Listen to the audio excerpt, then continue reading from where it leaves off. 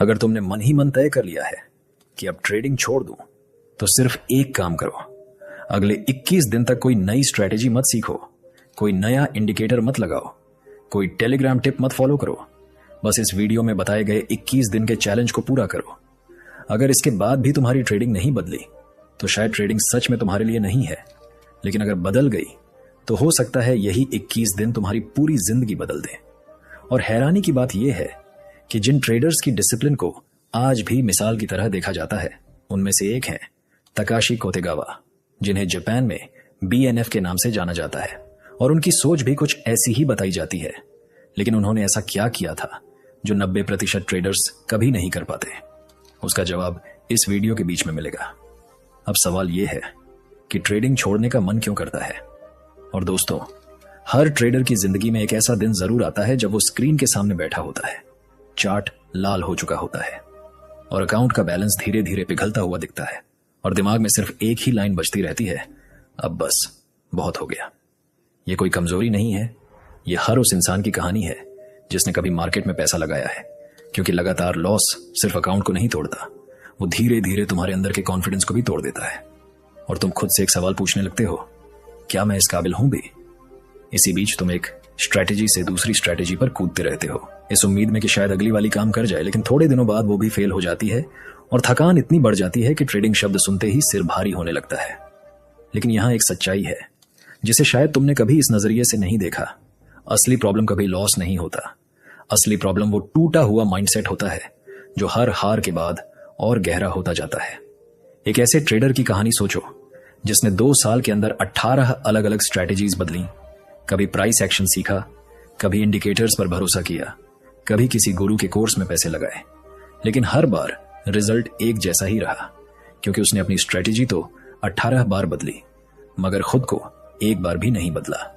और यही वो जगह है जहां तकाशी कोतेगावा जैसे ट्रेडर्स अलग नजर आते हैं, क्योंकि रिपोर्ट्स के मुताबिक उनकी असली ताकत किसी खास स्ट्रैटेजी में नहीं, बल्कि उस तरीके में थी जिससे वो अपने बिहेवियर को कंट्रोल में रखते थे। न स्ट्रैटेजी बदलने की जल्दबाजी, न इमोशंस में बहकर डिसीजन लेना। और यहीं से शुरू होता है 21 दिन के चैलेंज का पहला नियम, जिसे ज्यादातर लोग पहले ही दिन तोड़ देते हैं। तकाशी कोतेगावा, जो जापान में BNF के नाम से मशहूर हुए, अक्सर एक मिथ की तरह सुनाई जाती है और कहा जाता है कि उन्होंने बहुत छोटी शुरुआत से अपना सफर शुरू किया था, धीरे धीरे अपने कैपिटल को बढ़ाया और आगे चलकर करोड़ों की वेल्थ बनाई। लेकिन इस पूरी सक्सेस के बावजूद रिपोर्ट्स बताती हैं कि उनकी लाइफस्टाइल हमेशा बेहद सिंपल रही। कोई दिखावा नहीं, कोई भारी एक्साइटमेंट नहीं, बस एक शांत और अनुशासित तरीका। और यहीं ज्यादातर लोग गलती कर बैठते हैं, क्योंकि जब भी कोई नया ट्रेडर उनकी कहानी सुनता है, उसके दिमाग में सबसे पहला सवाल यही आता है, उनकी सीक्रेट स्ट्रैटेजी क्या थी? लेकिन सच्चाई शायद इससे बिल्कुल अलग है, क्योंकि सीक्रेट कोई स्ट्रैटेजी नहीं था। सीक्रेट था उनका डिसिप्लिन, वो रूल जो उन्होंने खुद पर लगाया था और जिसे उन्होंने कभी नहीं तोड़ा। यहीं से एक बड़ा साइकोलॉजिकल ट्विस्ट सामने आता है जिसे हर ट्रेडर को समझना चाहिए। मार्केट तुम्हें कभी सीधे रिवॉर्ड नहीं देता। मार्केट सिर्फ तुम्हारी पर्सनैलिटी को वापस तुम्हें दिखाता है। अगर तुम बेसब्र हो तो मार्केट तुम्हें बेसब्री की कीमत चुकवाएगा, और अगर तुम इमोशनल हो तो मार्केट तुम्हारी इमोशंस का फायदा उठाएगा, और अगर तुम डिसिप्लिन्ड हो तो धीरे धीरे वही डिसिप्लिन तुम्हें रिजल्ट देना शुरू कर देगा। इसीलिए जब भी कोई ये सोचे कि सफलता किसी इंडिकेटर या किसी सीक्रेट फॉर्मूला में छुपी है, तो असल में वो पूरी कहानी का सबसे जरूरी हिस्सा मिस कर रहा होता है। लेकिन उनकी सबसे खतरनाक आदत कोई स्ट्रैटेजी नहीं थी, बल्कि एक ऐसा रूल था जो अगले 21 दिन का सबसे कठिन चैलेंज बनने वाला है, और शायद तुम भी उसे सुनकर पहले दिन ही घबरा जाओ। तो चलो अब बात करते हैं उस चीज की जिसके लिए यह पूरा वीडियो बनाया गया है। अगले 21 दिन तुम्हें सिर्फ 3 हिस्सों में बांटने हैं, पहला हफ्ता, दूसरा हफ्ता और तीसरा हफ्ता। और हर हफ्ते का एक अलग काम है, एक अलग सीख है। शुरुआत करते हैं पहले हफ्ते से, यानी डे 1 से डे 7 तक। इन 7 दिनों में सिर्फ एक ही टारगेट रखना है, अपने दिमाग को रीसेट करना। और यह सुनने में जितना आसान लगता है, करने में उतना ही मुश्किल है, क्योंकि इन 7 दिनों में तुम्हें खुद से 3 वादे करने होंगे। पहला, कोई रिवेंज ट्रेड नहीं, चाहे लॉस कितना भी बुरा क्यों ना लगे। दूसरा, कोई रैंडम एंट्री नहीं, बिना ठीक ठीक सेटअप के ट्रेड में मत घुसना। और तीसरा, हर एक ट्रेड को जर्नल करना, चाहे वो प्रॉफिट में हो या लॉस में। इसके साथ साथ ट्रेड लेने से ठीक पहले अपने इमोशन को लिख लेना है क्या तुम कॉन्फिडेंट हो या डाउटफुल, या सिर्फ जल्दी में ट्रेड ले रहे हो? क्योंकि यही छोटी सी आदत आगे चलकर तुम्हें अपने असली पैटर्न दिखाएगी। सोचो, दो ट्रेडर्स की कहानी। दोनों एक ही मार्केट देख रहे हैं।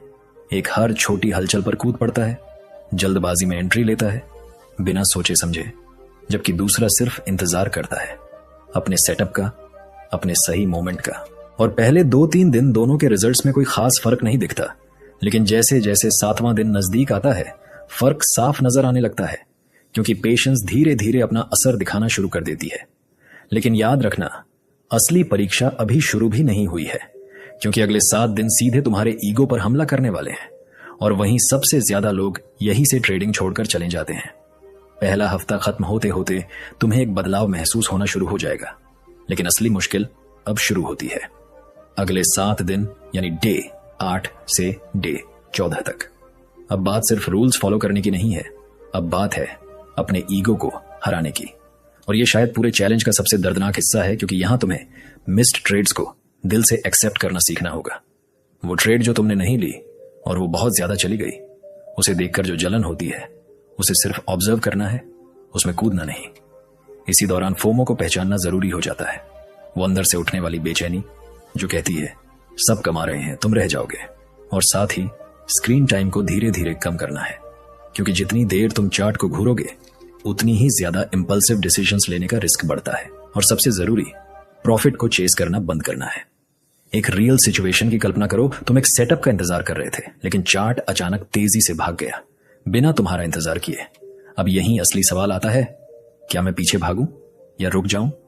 और यही वो मोमेंट है जहां एक ट्रेडर सच में बनता है या फिर टूट जाता है। यहां एक गहरी बात समझनी जरूरी है, प्रॉफिट सबसे बड़ा इनाम नहीं होता, कंट्रोल सबसे बड़ा प्रॉफिट होता है। क्योंकि जो अपने इंपल्स को कंट्रोल कर लेता है वो आगे चलकर बार बार सही डिसीजंस ले पाता है। लेकिन आखिरी 7 दिन तुम्हें एक ऐसी सच्चाई दिखाने वाले हैं जिसे देखकर शायद तुम अपनी पूरी ट्रेडिंग जर्नी को बिल्कुल नए नजरिए से देखोगे। दोस्तों, दूसरा हफ्ता पार करने के बाद अब बारी आती है आखिरी और सबसे जरूरी हफ्ते की, डे 15 से डे 21 तक। अब तुम्हें सोचना शुरू करना है, बिल्कुल एक प्रोफेशनल ट्रेडर की तरह। और इसका मतलब है कैपिटल को हर हाल में बचाना, चाहे अपॉर्चुनिटी कितनी भी लुभावनी क्यों ना लगे। यहां क्वांटिटी को भूलकर सिर्फ क्वालिटी ट्रेड्स पर फोकस करना है, यानी दिन में 10 ट्रेड्स लेने से बेहतर है सिर्फ एक ऐसी ट्रेड लेना जो पूरी तरह तुम्हारे रूल्स से मैच करती हो। इसके साथ साथ हर दिन का एक डेली रिव्यू करना है, हर हफ्ते की मिस्टेक्स को अलग से नोट करना है और हर दिन खुद को एक इमोशनल स्कोर भी देना है, यानी आज मैं कितना काल्म रहा, कितना डिसिप्लिन रहा। कहा जाता है कि टकाशी कभी किसी डेली प्रॉफिट टारगेट के पीछे नहीं भागते थे, बल्कि उनका असली टारगेट होता था हर एक डिसीजन को जितना हो सके उतना परफेक्ट बनाना।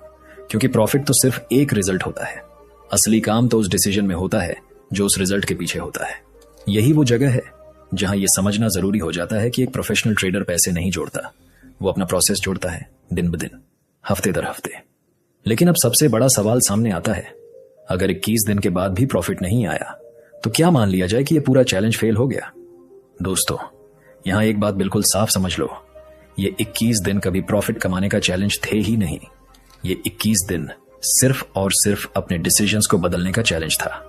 और जब तुम्हारे डिसीजंस बदलेंगे तो रिजल्ट्स अपने आप अपनी रफ्तार से बदलना शुरू हो जाएंगे। लेकिन अगर आज सोचकर देखो, वो जो तुम पहले दिन थे और वो जो तुम 21वें दिन बनकर निकले, अगर दोनों में कोई फर्क ही नहीं है, अगर वही जल्दबाजी है, वही इंपल्स है, वही बिना सेटअप के ट्रेड लेने की आदत है, तो समझ लो प्रॉब्लम कभी मार्केट नहीं थी। प्रॉब्लम तुम्हारी वो पुरानी आदतें हैं जो चुपचाप तुम्हारे साथ हर ट्रेड में बैठी रहती हैं। और अब मैं तुमसे एक ऐसा सवाल पूछने वाला हूं जिसका जवाब शायद तुम्हारी पूरी आगे की ट्रेडिंग जर्नी तय कर देगा। सोचो, अगर आज से ठीक 21 दिन तक तुम सिर्फ अपने रूल्स को फॉलो करो, कोई एक्सक्यूज नहीं, कोई शॉर्टकट नहीं, तो क्या तुम सच में ये कर पाओगे? अगर तुम्हारे अंदर से जवाब आता है हां, तो समझ लो तुम्हारे अंदर आज भी एक ट्रेडर जिंदा है, बस उसे थोड़े डिसिप्लिन की जरूरत है। और अगर जवाब है नहीं, तो इसका मतलब ये नहीं कि तुम्हारी स्ट्रैटेजी खराब है, इसका मतलब है कि अब वक्त आ गया है अपनी स्ट्रैटेजी नहीं, अपने माइंडसेट को बदलने का। दोस्तों, ट्रेडिंग छोड़ने का फैसला करने से पहले खुद को एक आखिरी मौका दो। अगले 21 दिन मार्केट को नहीं, खुद को ऑब्जर्व करो। हो सकता है तुम्हें पता चले कि तुम्हारी सबसे बड़ी हार किसी चार्ट पर नहीं हुई थी, बल्कि तुम्हारी आदतों में हुई थी। और जिस दिन वो आदतें बदल गईं, उसी दिन से तुम्हारी ट्रेडिंग भी बदलनी शुरू हो जाएगी। अगर तुम सच में ये 21 दिन का चैलेंज शुरू करने वाले हो तो नीचे कमेंट में सिर्फ डे 1 लिख दो। ये कमेंट मुझे नहीं, खुद को दिया हुआ एक वादा होगा। और इस वीडियो को उस दोस्त तक जरूर